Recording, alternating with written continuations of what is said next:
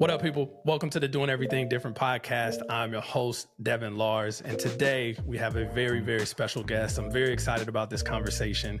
I think that this is we're going to cover a lot of topics that's really relevant and just have a great conversation. So we have Albert Owusu-Asare, who is the CEO and co-founder of Cadana, which is simplifying global payroll. So I'm super excited to kind of hear your story, how you got started with that, and to have this conversation. So Albert, welcome to the show. Yeah, thanks, Devin. I'm super excited. And, as you mentioned, I'm a tech entrepreneur. We started Cadana. Cadana, in a nutshell, is really in the remote workspace. So we partner with some of the largest businesses in the US, and we help them pay their workers all over the world. But super excited to share, stories, about life, about entrepreneurship, whatever this takes us. I love it. Well, let's start from the beginning. Have you always kind of been an entrepreneur? Is that something that kind of ran in the family? How did that start? I wish I could say that I had a lemonade stand when I was 13 and maybe I started coding when I was 10. But to be honest, I'm not really from an entrepreneurship kind of family. My dad is a banker. I was born and raised in Ghana, West Africa. My dad is a banker. My mom was a stay-at-home mom. But I quite remember just my dad, brought home work all the time. So we'll be in the kitchen. I will help him read statements and things of that nature. But, I've always been a science student. So mathematics, physics. And so I never thought that I'll start a company one day. My journey was basically school. If you asked me when I was 15 what I was going to do with my life, I probably would have said just a PhD somewhere in a lab locked somewhere. But this is all, I think, just one thing led to another. I love that. And you said you're from Ghana. I'm from Ghana. Yeah. Okay. When did you move out to the States? So I was in Ghana till 17. So 17 years old, first time on a plane, first time outside of my country. I was privileged to get this thing called the African Scholarship to a small liberal arts university called Grinnell. And you wouldn't guess where of all places was Iowa, was my intro to America. So I often say that, the taxi ride from Des Moines to my college, like there's just corn everywhere. I'm like, this is not the America I signed up for. Like, where are the skyscrapers? Like, where's King Kong on this building? I don't know, right? So, but it was just interesting. So Ghana 0 to 17, and then 17 from then onwards. I've been in the US. Wow. Did you have any family out here, or you just came out by yourself? No. Yeah, it was just, hey, they gave you a scholarship. It's a blessing. Go do your thing. So zero family, but God has been good. There's just been a lot of folks along the way that has helped on the journey as well. What was that like? I mean, 17 is 17, number one, you're like in this weird space of like, I'm not an adult, but I'm not a kid, and I'm trying to figure it out. And I feel like it's such a pivotal point. That's when I started my business, and I know how pivotal that was. So to go from a completely different, that had to be a culture shock. That had to be so, were you nervous of coming out here by yourself? What was that transition like? To be honest, I think I was just much more excited than nervous, right? It's like, it's America, And so I just remember just high school, the last year of high school, just couldn't wait, right? Couldn't wait for school to start. But I think there was definitely culture shocks, right? Coming into the US, and in Iowa of all places, you just start to learn that there's actually different kinds of the US in the United States. And but generally it was, just excitement, right? Because it's the US. School was also very exciting. I was a little bit of a nerdy kid, so I was just very excited to be able to continue school. So, but that's the way that I would characterize it: more excitement than nervousness. That's cool. So when did you get exposed? Did you get exposed to entrepreneurship when you came to there, or where did that kind of first exposure come from? Yeah, so it's a long journey, but when I came to the US, I came here to study physics. Okay. And so they said, great, you're going to major in physics. And they said, well, you have to take some computer science classes as a prerequisite of your physics courses. So I was like, sure. So I sat in, my first computer science class, and I was just amazed by it. Long story short, I ended up taking computer science as another major So I ended up doing two majors in a span of 4 years. And in my third year of junior college, Goldman Sachs actually reached out. A recruiter from Goldman Sachs reached out just on LinkedIn. So this is a part of the story where I just said sheer grace. I don't know why these things happen. I got an internship for the summer at Goldman. So now Ghana, Des Moines, Iowa, New York, which is what Wow. I really signed up for. So we spent 3 months at Goldman Sachs. Got paid well, like the most money I've made in my life, just that 3 months. And I think it was really there where I started learning a little bit about just finance, the economy, and things of this nature. So I think that's where the seed was planted. But fast forward from there, I go back to Goldman. I worked for about 5 years there. My best friend and my best man at my wedding recently started a business. So it was just like, wow, looking at his journey and seeing what he had done, it started really getting into me that maybe I could also start something. And so I think that's sort of the way that it all morphed and shaped into entrepreneurship. It's so crazy how all these things kind of, if you look back at doing several of these, podcast episodes, looking back, it's like there's always these like little moments that you get exposed to and like different things that you go through along your journey that prepare you to the next phase of whatever it is that you're doing, whether it's entrepreneurship or whatever your kind of next career move is. And so seeing one of your friends in business and to be able to do that and having that exposure, it's crazy. I was literally talking to somebody today about how important exposure is. Because if you never got exposed to that, you may not have took this route if somebody didn't expose you to entrepreneurship. 100%. Exposure, I think, is so key because all of a sudden you see someone that is actually doing it, right?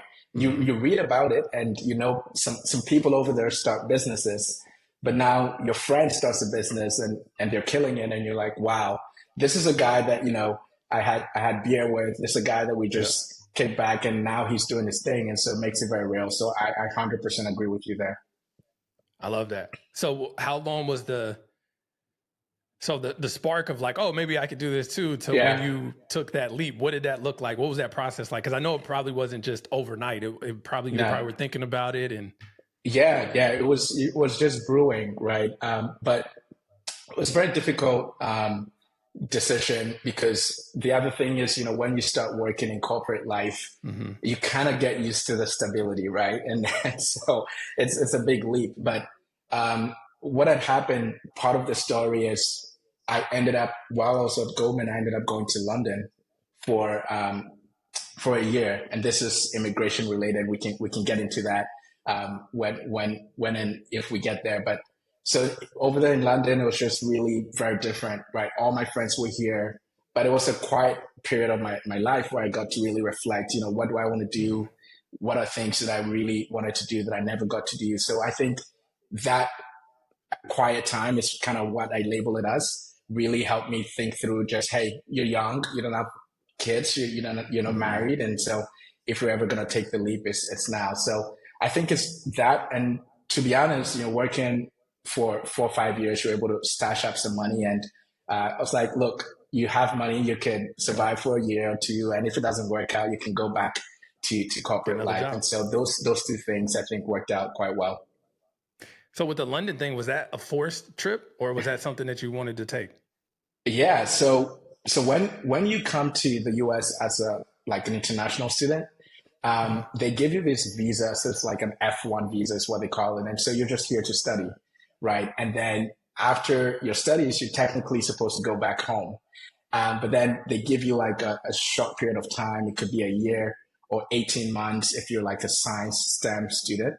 And so basically, that time ran out. And part of the beautiful thing about working for a large corporation like Goldman was I was able to go to the other division in Europe. And so my time in the US had run out and I was able to go to London for a year. And then that's sort of the reason, right? So, but eventually what I did instead of diving into my own startup is I joined a startup. I joined an early stage startup as a CTO because I figured, okay, you're making this jump from corporate life to startup life. You don't know much. You're pretty naive, but why don't you just join someone else's journey, do that a little bit and learn? And so that company was able to get me back into the US. And that was Wow. also another big factor. Like, hey, if you're going to get me back to the US, my girlfriend is here, my friends are here. Of course, I'll quit my job. And so they made it happen. And that was sort of how I got back into the US. And then after that company, I got another visa and I was able to start this business as well. That's crazy. If you really look at that, and you talked about this earlier in terms of like, just believing in a higher power and God, and just like how all these things happen for a reason, right? Like having that quiet time to go out there to London to be able to reflect, you thinking about, okay, there needs to be some sort of bridge between, I can't just go from corporate to going to my own startup and not having any experience to joining that and then coming back out here to the US. Like that's crazy when you really think about it and look back. Yeah, it's like I think we all have this, right, Devin, where just things happen and you're like, I would love to take complete credit for this, but you're just like there's something, just things are just lining up, right? 100%. Um, but I can say that, and at the same time too, there's still a lot of hard work. When I got that LinkedIn message from the recruiter at Goldman, what I didn't say was that I had applied to 100 internships that summer, and I got rejected in all of them. But what that helped with was I did a lot of practice. So it was just like, okay, divine God made this recruiter reached out, but when they reached out, I was actually prepared. You know what I mean? To actually take that 100%. opportunity. So it's I think the combo, the way that I look at it is just work hard, do your best, and one day some door is going to open, and when it does, you should be ready and available. I couldn't agree more. I literally could not agree more. I think it's really a two-part process. It's really finding the balance. I think I posted this yesterday. One of my affirmations is what's mine is mine and I won't have to do anything but be ready to receive it, which means that like, there's so many things that are out of our control that we can't control, but being able to be prepared for what you want and what you're asking for 100%. is all that you have to worry about. And if it's for you and you're putting in the work and actually, putting in the work, whatever's for you will come for you. And I truly believe that. 100%. So you just have to keep at it, right? And so, yeah, I think that's just been my mantra as well. And I'm glad that resonates with you as well. Okay, so you came back to the US. What year was that? Yeah, I believe this was late 2019. And so this was, I think, just right around when COVID was beginning to do its thing as well. Good time to come back. A good time to come back back. to some chaos. I was just like, London, the gloomy weather and COVID, no friends would have been a disaster, but I'm glad it all worked out. I love it. So 2019, you came back. How long were you at that startup? How long were you there? I was there for about 2 years, and this startup was also a super amazing company started by a Nigerian immigrant as well. And the backstory is he used to work at Goldman. We used to have lunch together, just like, brainstorm about things we want to do together. But he took the leap. I was just like, hey, man, do your thing, because like, I just love the stability. I wasn't ready. But he took the leap. He started his thing. And so he was about 2-3 years in, and they realized that they just kind of needed an engineering leader to come in and help with the, IT and engineering and so forth. And so that kind of worked out. So I stayed there for about 2 years, and that was great, right? Because all of a sudden I was a leader, right? At a fast growing startup. I had my own team. I got exposed to what it means to report to a CEO of a startup. I got exposed to what it means to try to raise venture capital. And so these were all very, very good growing times for me. Love that. Love that. And so, okay, so then what was the transition like from going from that to your startup? Because I think that when you have a business, it's so crazy how like everything is your fault, right? And everything starts and stops with you. So like being able to go from corporate where it's like you have managers, you have all these things, and then going from a startup where you still have infrastructure around to be able to just say, to share the responsibility or whatever it is, to then going from, okay, cool, everything is on me now. What was that transition like? That was scary, right? And Devin, I would love to hear your thoughts about this, but what I observed at that startup, there's a co-founder relationship, right? And so I observed that even though we were all executives, right, there was a special relationship with the founders. And now I kind of understand a little bit of the importance of that, right? Because it's such a lonely journey, like you mentioned. There's so much going on and so many different fires to put out. And so I kind of got a hint that maybe knowing myself and knowing what I felt like I needed, that I needed a co-founder, right? And so that was, I think, a big, important decision. And so fast forward, one of my friends, Amir, we've been friends for like 10 years at the time. We went to the same college. We basically had known each other. We trusted each other. He was also ready to make the jump. And I said, look, let's do it together. So I think that was thing number one, just making sure that I had a co-founder. So I know that there's a debate around just like going solo versus going with even a friend, but like, what has been your experience? Yeah. So I started my business originally in 2008.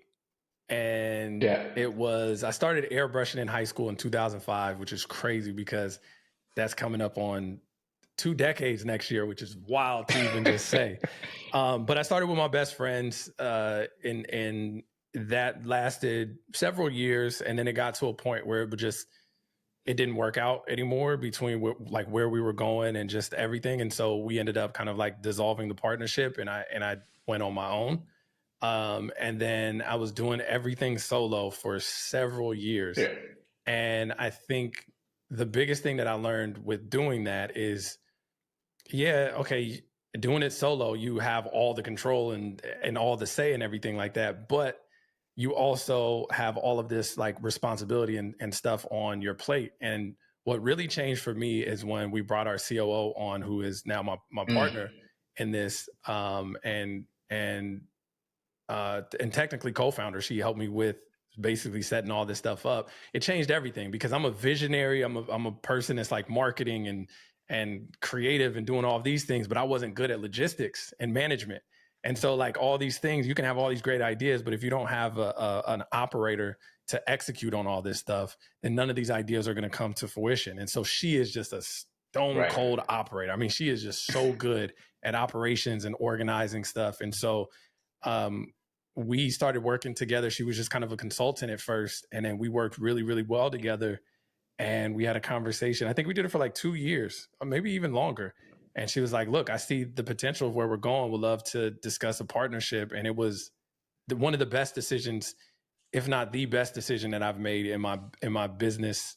And I was against that, right? Because I went into business with my friends and that ended not on the bet. Like we're good now, but it was just a lot of stuff, you learn things going on. And so I was very reluctant to bring in a partner, but by far the best decision I've ever made. Our business completely changed once she came on board. So I fully agree. I think co-founders and partners, finding somebody that you can trust that has a different skill set than you, and you guys have a very clear understanding and a mutual respect for what you guys do. I respect what she does. She respects what I do.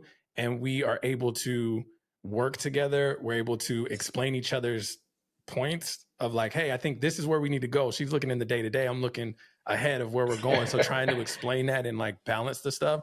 I think we just have such a mutual respect for each other. It works. And I feel like we've done really good at navigating so far in how to do stuff. So I completely think that co-founders can be an incredible asset in building something.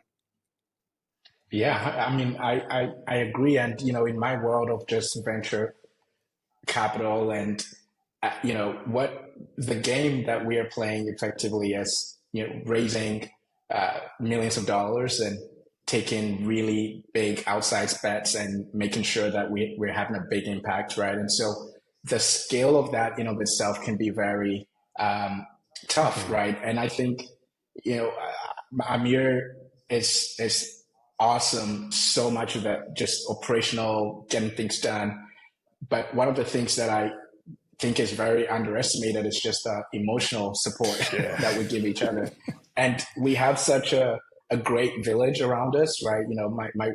My wife will tell you all the times that I come to her just complaining about how bad my day is going, and there's friends, but I feel like your co-founder just understands what you're feeling very uniquely than everybody else around you. And so that it's one of the reasons why I always, when people come to me and say, hey, I want to start like a tech startup. Do I need a co-founder? I'm usually saying, hey, I think you do. And obviously the question mark is getting that right person.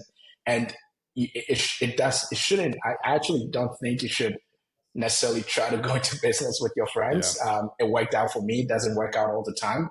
But I just say, hey, if you can find that right person, it's such a lonely journey, man. And so it's just nice to have that person in your corner. Yeah, you're in the trenches together.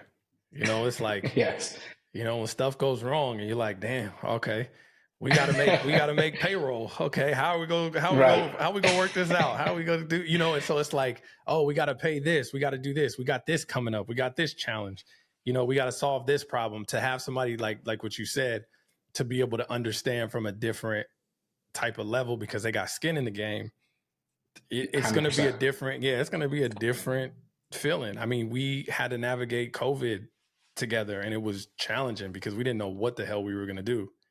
And we had very long conversations and just say, we're committed to this. And like, we're going to figure this out.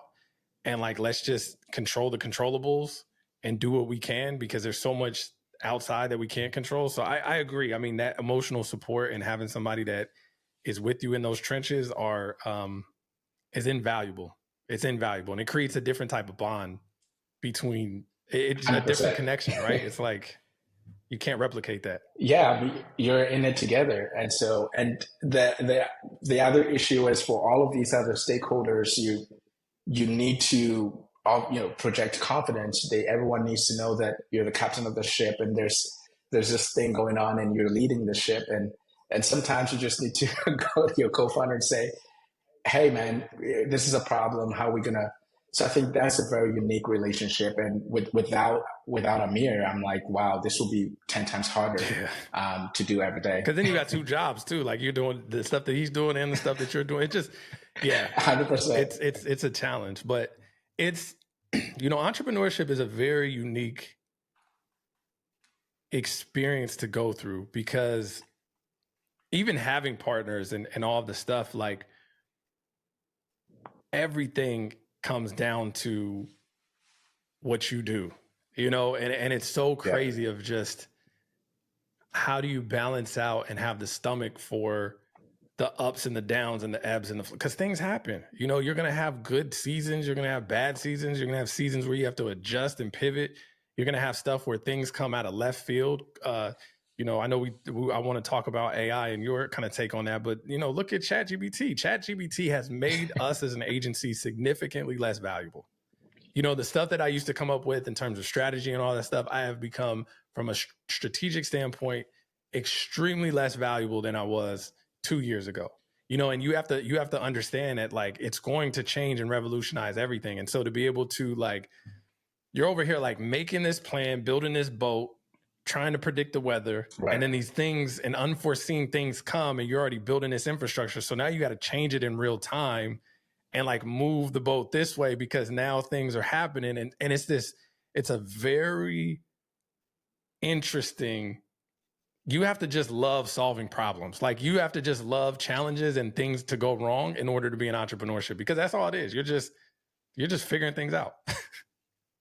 100%. And I think on my worst days, my wife reminds me of exactly what you said, which is you were miserable just sort of doing something very set and well structured, and this is exactly what you're signing up for. So I'm the type of person that really loves a challenge and wants to just figure out how to navigate one thing to another. So that's, I think, a prerequisite of probably what it takes to be a great entrepreneur, is just being slightly, I wouldn't say slightly, very comfortable with uncertainty and being able to navigate that, right? And so I think it's hard, but it can also be interesting, especially when you get some wins under your belt and you're like, wow, we conquered COVID and now this AI thing is coming and now we shifted our model. It's just also very nice to see, if you get through all that. 100%. It's so crazy because in business, you never know. You're one phone call, one email, one conversation away from everything changing. And the excitement of that is crazy. We've had that several times, right? Like a handful of times where it just really, really, really made an impact where it was like, damn, that changed everything for us. And I think that the excitement of that and just knowing that just how everything could be all bad one day, everything could turn around and be all Right. good the next day. And so you just have to like persevere. And like you said, be willing to be in that uncertainty, because that's what you're signing up for sure. I feel like it also, at least it's been my experience, it forces you to just kind of deal with reality. Yeah. It's like, hey man, this is this is happening, and one of the things that I've always I feel like I've done all my life, but it's much more pronounced in entrepreneurship, is what can you do, right? What is the thing that you can tangibly do to solve this? And so this idea of just what are the inputs to this output that eventually I want to have happen. And I think I've realized even with myself just over the years that I've been really forced to think through specifically, hey, you want this thing to happen, what must happen? What are the inputs to that? And which part of these inputs do you control? Which parts of these inputs can you lean on someone else for? And so I think it's just been a great learning. I think you can apply that to, quite honestly, life, because I realize that whenever I'm facing other personal issues, I'm kind of going through the same entrepreneurship framework, right? It's like, what do you control? What are the inputs to get to what you want to happen? And it's kind of almost become a way of living for me, to be honest, as well. It's a great point. It's so true. I mean, it's so true, because I think, yeah, having a framework to be able to filter challenges and problems out from personal business, because it's all connected, especially when you're in entrepreneurship. It's all connected, because what's going to happen in your personal life is transferring over to your business, and what's in your business is in your personal life. And you can start to see these little clues of like, oh, okay, the way you do anything is the way you do everything. And I look at everything as all being connected. So the better you become as a person, the better your business becomes, because you're able to support and hold more.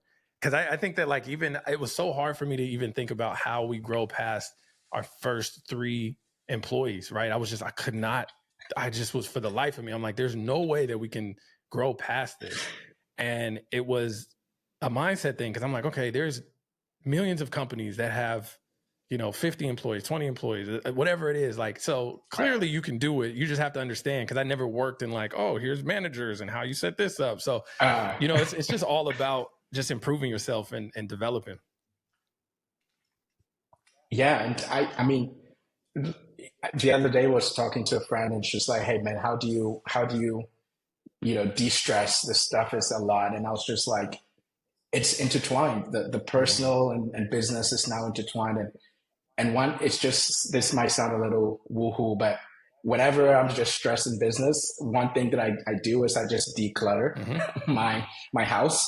And I just realized literally that process of just cleaning up the office or cleaning up the house and just putting things elsewhere, I just feel like my mind also begins to declutter, and I start to see these things very clearly. So I quite honestly get what you're saying about just how intertwined it becomes.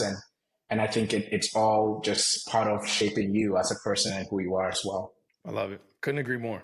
And I think that like, yeah, I love this conversation, right? Because I think that there's so many things of like, you see the pretty sexy stuff about entrepreneurship, and you see the watches and the clothes and the cars, and there's the travel, and it's like 99.9% of the time it's other things than that, right? Like those are the byproducts sometimes of doing that stuff. But like, I think the entrepreneurship is hard, and it's not for everybody. And I think that we're in this place where people think that it's like easy, or it's a better way of doing stuff. I tell people all the time, like, if you're not meant to be an entrepreneur, just find a company or something that really aligns with your value and how you can like be able to bring your value to there, right? Like, you don't have to run the business, right? You don't have to own the business. You can like be a part of another vision to be able to help execute it. And that's all of the stuff is connected. It's like,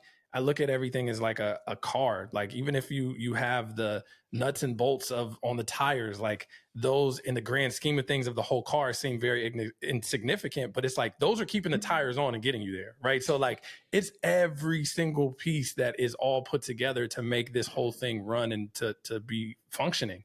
And I just look at it as everything of like, my team is everything, right? Like, we couldn't execute and do this stuff without the team. Like, none of this stuff could be be possible. And so it's just, yeah, once you start understanding that and start to realize like, okay, being self-aware enough of like, what am I good at? What do I like?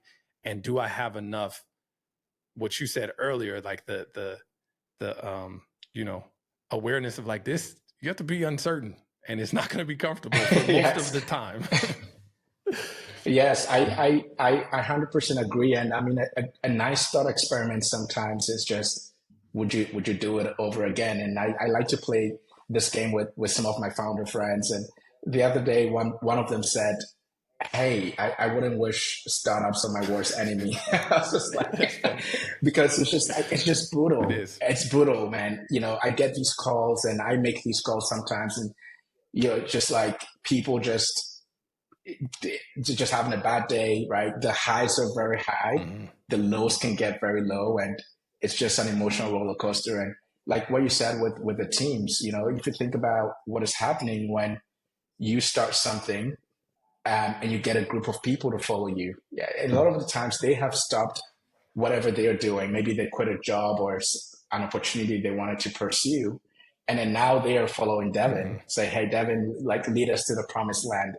I think the weight of that is a lot. So I think it's all of those things together. And, but with all that said, we wouldn't want to scare people out of entrepreneurship, right? Like you and I were once naive at some Yeah. point, and that naivete itself is almost like needed. It's just like, I'm going to freaking figure it out. And sometimes you just need that gusto to also just do stuff. Yeah. And I think the thing too is like how I look at it is these conversations are needed, right? Because real entrepreneurs, Yeah. you're gonna start your business regardless of whatever anybody says. It doesn't matter. I think having these real Right. honest conversations about like, so when you go through it, you realize you're not alone and this is the process of it Right. is very important, right? Like that is where my mindset is too now in terms of entrepreneurship. It's like, I don't want to sugarcoat stuff. My mentor told me when I first started, he said, are you willing to go through 10 years of hell to after that 10 years live your wildest dreams? He said, but hell, I'm talking about like no progress, no progression, no nothing. You're going to go through the hardest time of your life. I said, let's do it. He was like, that's when I knew you were crazy. And like, but he was real with me and he like really did that. And so Right. like he explained like, this is part of success. Success doesn't come without challenges. Success doesn't come without, struggling. Success doesn't come without doubts and failures and setbacks and all that stuff. And so I think these conversations are important for people to understand, like when you're going through it, if you're going through it right now, it's normal. Like it's a normal part of the process. It's the tuition that you got to pay. And I think you just nailed it there, right? It's like the 10-year timeline. Nobody thinks about that. Like in my world, we see these companies on the NASDAQ ringing their IPO bell, and wow, what a nice moment. And we just forget that some of those folks have been at it for 15 years, Literally. right? Like 17 years. And even now companies are staying private longer. So it's like, okay, you want to start this thing. Are you willing to go on a 10-year Mm-hmm. journey with it? And are you willing to ride the highs and the lows? So I think that's like a big kind of important thing for people to think about as 1,000%. well. So are you guys technically, you guys are a tech company? Yes, we Okay. are. So how is that? Because I haven't built, so I'm interested in that of like just infrastructure of learning all of that Yeah. stuff. Like just even like maybe the things that you've learned of building a tech company right now, because I think it's very fascinating to me because it's a whole different model because it's about raising money. It's about like, how do you build Yeah. these products? How do you even utilize now AI tools to be able to help you build stuff faster and all those things? So what is it like being a tech co-founder? Like what are some of the things that you've kind of learned maybe that you didn't expect when you started? Well, I think for us, I'll say we were a little privileged because I'm from a tech background. I was a CTO of another Mm-hmm. fast growing company. My co-founder is actually also was an engineer at Amazon. So we kind of were blessed to have this ability to just build. So, for the first 8 months of the business, we wrote code ourselves. My co-founder still codes to this day. And so we were able to solve that part, right? And a big part of, I think, just building a tech startup is, can you ship a product? Mm. Can you get it to the customers fast enough and get feedback? And so that is, I think, a big part. So you have to either hire some kind of a builder that can help you build quickly, or if you are privileged to be able to do that yourself, I think that's a big part. But like if you think about what we do, payroll, global payroll, and the promise of remote work, Devin, is like you can hire anyone from anywhere.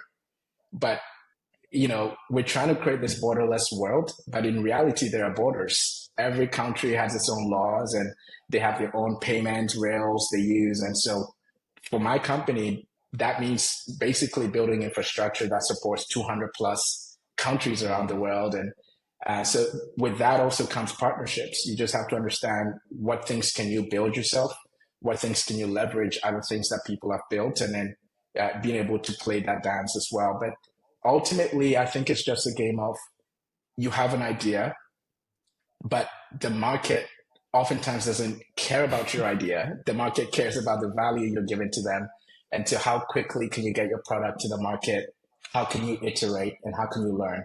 So it's that learning feedback loop, I think, is the most critical part of starting a tech startup. I love that.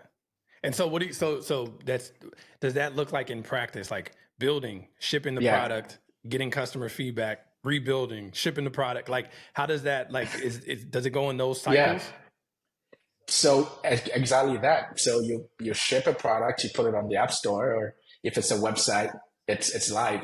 Then it's like, okay, we built the thing. How do we get customers to use it? And so this is where you're just like cold calling LinkedIn. Hey, please just use my app. Just give me feedback. And so a lot of the early days is just really that, right? It's really going to these folks and telling them we've built this thing. We believe it solves your problem. At the very least, use it and give me feedback. So that's sort of the step one. And so for Amir and I, we're engineers.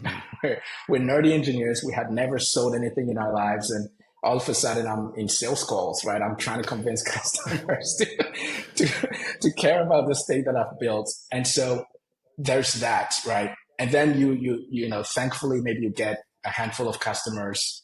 They're graceful enough to try your product.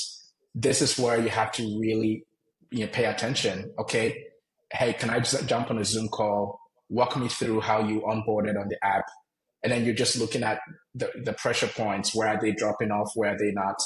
Oh, is there parts of the app where their eyes literally light up and you're like, whoa, this is amazing.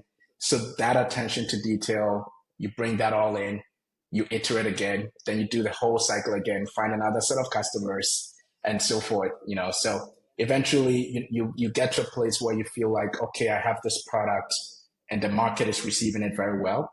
Then we're talking about scaling it. Okay, how do I get this to millions of customers? How do I get this to the 1,000th business user? And then how do I get them to pay for it? Because now we have to build a business after that. No, that's amazing. So okay, I see like a lot of stuff with entrepreneurs where they either have experienced a pain point and they're like, okay, let me try to solve this, or they're like, I just want to start something. Let me start somewhere and then be able to build it out. I'm assuming did you have experience with this, of like the pain point, or where did this idea even come from of like how to even set this up? Yeah. So when I was a CTO, we had grown our engineering department by a lot, and we're paying all these people from all over the world. And in the US, it's pretty simple. You can pay someone to their Wells Fargo, Chase, but a lot of these engineers were from Nigeria, Argentina, and it was just so hard to pay them. Like, hey, they're amazing, they're doing good work, they have a job. Why is it so hard to literally send them their money? And some of them were asking their relatives and borrowing their PayPal accounts, right, in the US, say, hey, pay me into this thing. So I think that's where I started thinking about the challenges of just cross-border payroll and making sure that, look, if these intelligent people around the world have been able to find a job, getting paid shouldn't be the hardest part of that flow. Maybe we can do something to solve it. So Devin, I think the little piece of advice that is commonly given is it's nice to go through that brainstorming exercise, but I think if you are solving a problem that you have dealt with somehow, that is always kind of better, right? Because you know that problem and you can understand it, explain it, and so forth. And oftentimes, you want to avoid the situation where you're building a solution that is in search of a problem Mm-hmm. because you just think it's a great idea. So the more I think you have experienced the problem, or you know someone that has experienced a problem, that I think the better your chances are of succeeding.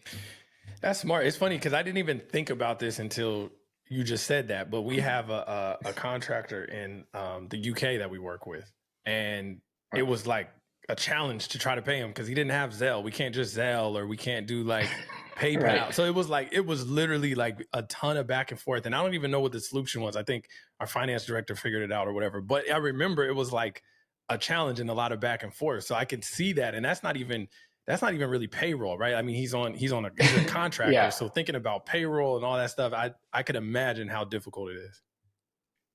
And I mean, the UK and Europe is pretty much fine. Try thinking about emerging markets. Try making, a payment to a content developer in Nigeria, right, or Argentina.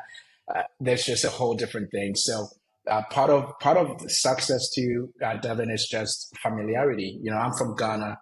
My co-founder's from Pakistan, and so we understand these challenges a little bit more. And so I think those advantages you have, right? We can write code. Mm-hmm.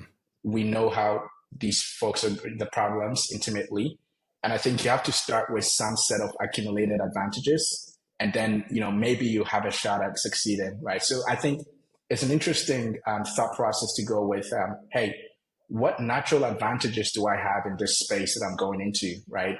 Because it's hard anyways. You might as well start with a leg up in some space that you have some advantages in. Super smart. I mean, I think that it just sounds like with what. Yeah, that's incredible. I mean, it sounds like you guys are built for this. I mean, especially because, like you said, the experience and all the stuff, understanding the problems in real time and being able to do that, plus having the skill set to be able to actually execute on it. That's incredible. I love it, man. This is 100%. Exciting. Where are you guys based out of? Where are you based out of? So I'm personally based in Maryland. Okay. My co-founder is based in New York. We have a few employees in New York, but we hire from all over the world. So we have folks in Nigeria, South America, all over the place that we work with. I love that. And then you guys have the payroll software to solve it, so you can do it. Exactly. And now we're dogfooding on our own products, helping pay our employees and so forth. I love that, man. Nah, this is super inspiring. I think. So what is your main demographic in terms of targeting company sizes? Is this a big Fortune 500 kind of thing? Is it more for startups? What does it look like for you? Yeah, so we focus a little bit on larger businesses. So think about businesses that have thousands of people that they're trying to pay around the world, and so the problem is compounded, right? Mm-hmm. Because now every country, like I said, is so different. So we go in there and then we help them. We give them the software and infrastructure to do so compliantly. That's awesome. And our customers are typically US or UK or Europe-based companies that are trying to pay people around the world. Super cool. So what's next? What's the rest of it is crazy because we're almost halfway. Or are we halfway? Almost halfway through the year already. So what's the rest of 2024 look like? Yeah. I mean, I would love to chat a little bit about the AI stuff as well, because it's just everyone has to think about it now, right? For us, we're thinking about how can we use that as a lever for making our software better. So think about this, you're an HR person and you're like, okay, we just hired a contractor from Argentina. How do I pay them well, right? Like what's a good salary for them? Is there any laws that I'm breaking by even paying them in this particular way? Do they get paid on a bi-weekly basis or a monthly basis? So this is an opportunity to build, a co-pilot for this HR admin so that it's basically there, right, to answer all of these nuanced questions that they may have. And again, when you're dealing with 200 plus countries, it gets very, very complicated. So that's just one thing we're thinking about. Smart. And then on the talent side of the individual that's just receiving their money, how do we make sure we can help them find more job opportunities? When you find a job, you might be, to be honest, we meet very talented folks that are from Latin America, right? where maybe the language might be a barrier to find opportunities in the US, is there an opportunity to build a co-pilot also for them to help with translations literally, or even helping them upskill? So we think about these things a little bit, but I'd love to riff a little bit about just your thoughts on AI, and I mean, how you guys thinking through all that stuff. Yeah, I think that's smart of how you're thinking about using it. I mean, I was thinking about just AI is changing everything. I mean, technology and everything. I literally just had a conversation with somebody, and I was saying how my daughter is 4 years old right now, and she will never drive a car. She'll never have a driver's license. She won't. It's going to be self-driving. She will never know what that's like. And so she's going to look at us and be like, damn, you used to drive cars? Like you used to have to drive them like yourself? And so when you think about how different the world is going to be, and whatever she's going to be doing probably doesn't exist right now. Right. And it's going to change. I mean, the rate at which AI is moving, it's hard to put into words of seeing how quickly things are going. And I just think that it's like, there's good stuff, there's great stuff, and then there's bad stuff, right? Like I was thinking, I watched this video where they were talking about the future of healthcare and how you're going to have a smart toilet that's going to analyze all of your stuff. Right. You're going to have a smart mirror that's going to be able to look at you and be able to see in real time your skin. You're going to have a smart toothbrush, and all this stuff is going to communicate. You're going to have an AI doctor that can tell you, you need to take 10 milligrams of this today because you're deficient in this. It's going to be able to see stuff ahead of time. Everything is going to be connected. That is going to fundamentally change the world. And then don't get me started on robots and deep fakes and videos. And I think this could be a whole 10-hour conversation about AI. I think from a standpoint of how we're looking at it is just play around with the technology. Don't be scared of it. I play around with ChatGPT a whole lot in terms of just like okay, how do you use this in different use cases? What are different ways that I can use it? And how can, we use this in our business and integrate it in there? And then also thinking about copyright stuff. Like there's a ton of stuff of where to go with it. But I just think that the world is changing at a rate that we've never seen before. And I don't know. The only thing I could say is just just study and do your research on what's happening, because it's changing. 100%. It's changing quick. 100%.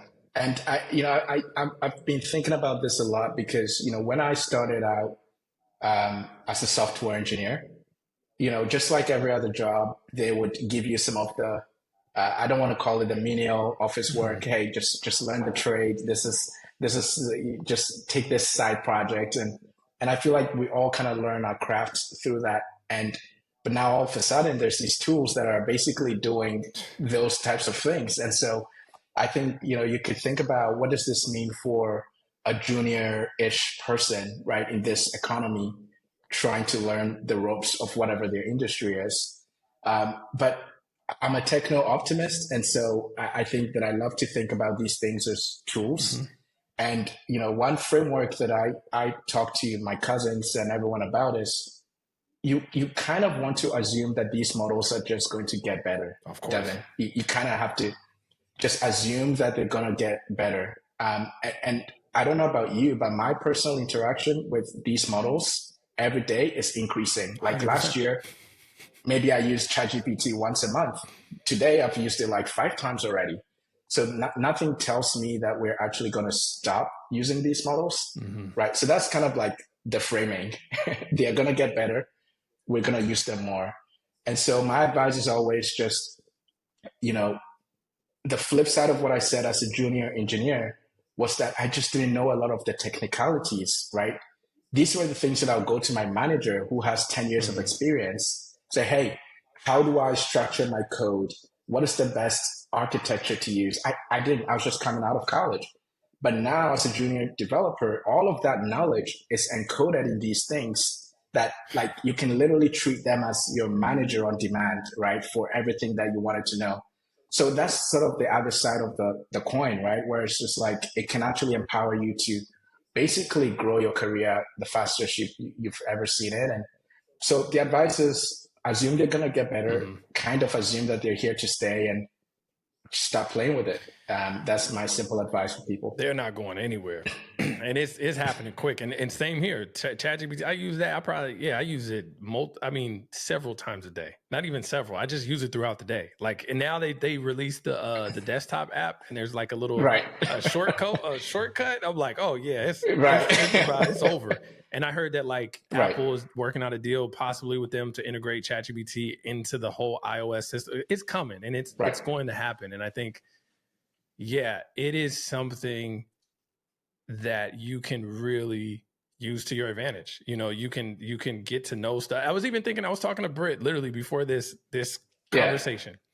And I was telling her, we were talking about something that we were prepping for this episode. And I was like, damn, I don't know anything really about the like international financial markets. Right. But I was saying that this service, what is going to happen is on screen, it will listen to this conversation and give me questions to ask. Oh, in 1992, this bill got passed. And so like, that is how it's going to enhance. It's going to make people just superhumans, like in terms of how we can get access to stuff. Yeah. And the other framing that I like to think about is, again, I remember I had a boss at Goldman, and literally, I think it was my second day at work. He pulls me into the office and says, Albert, what do you do here? Like, hey, boss, I'm a software engineer. It's like, no, what do you do? I'm like, I'm a software engineer. I write code. And I remember this like yesterday. He said, you're not a software engineer. You're a problem solver. And that kind of stuck with me, right? Because I feel like up until now, we've kind of put ourselves in these boxes of, hey, you are the content writer on the team, or I don't know, you are the pre-podcast production person. And I think now these tools can actually empower us to be more, right? You could have a 2-person production team that is doing the podcast or writing the content and doing social media, putting out blogs. And that's one of the ways that I kind of encourage people to think about themselves. It's like, think about your boss and your boss's boss. And now I think these tools give you the capability 100%. To think a little bit higher than whatever you are right now. Even what questions to ask.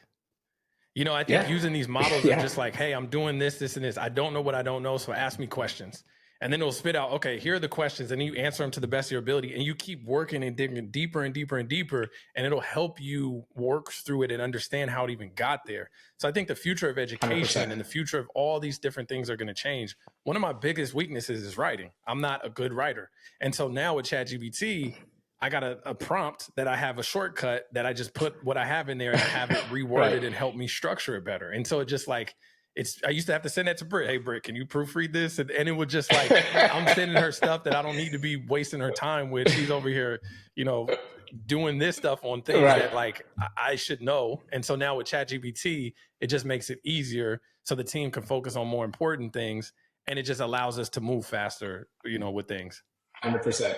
100%. I love this, man. I think that this is, I am excited to continue to really start watching your journey and to see kind of how you guys develop and build this out. I think this is, I love conversations like this because I think it's so,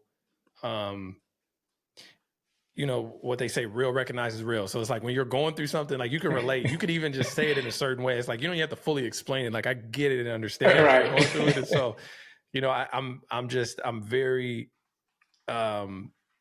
proud that you took that leap and that faith and that jump, because I know that that's not easy, coming from a safe corporate side of things and making that transition. It takes a lot of faith. It takes a lot of just faith in yourself, faith in a higher power and all this stuff. And that's, that's commendable. And I respect that. And, I'm excited to, like I said, continue to watch you build this and take this to a completely whole new level. Yeah. And I mean, I will also say, I just coming on the pod, I checked out all of your content, and it's just really refreshing, right? To see people that look like us just doing things. And so I think kudos to you just for creating a platform, right? That allows just a boy from Ghana to come on and share his story. And I think these are just really powerful moments. And I look forward to seeing more. And I'm a subscriber now, so I'm just going to tune in and watch the journey as well. I love it. No, we're going to definitely stay in touch. I'm excited to if I'm in Maryland, would love to catch up and grab some food. Awesome. And everything. Yes, so sir. I Yes, appreciate sir. it. This conversation was great. I think this is good. We're gonna link the show note or the links to your website and everything in the description and details. But if there's anything, I don't know if you have something coming up or a place where they could maybe follow you on social and your journey, or where people could get in touch with you. Yeah, so I'm really bad at social media, but generally the company is cadanapay.com. You can find us on LinkedIn. My name is Albert Owusu-Asare. I'm always easy to find on LinkedIn, so I'm happy to connect with anyone, and especially for any entrepreneurs, anyone that's just thinking through tech startups, venture capital. Happy to talk and share some thoughts. Well, I appreciate it. Thank you for the time. I enjoyed this conversation, and I hope you have an incredible 2024. Yes, sir. You too. Take care.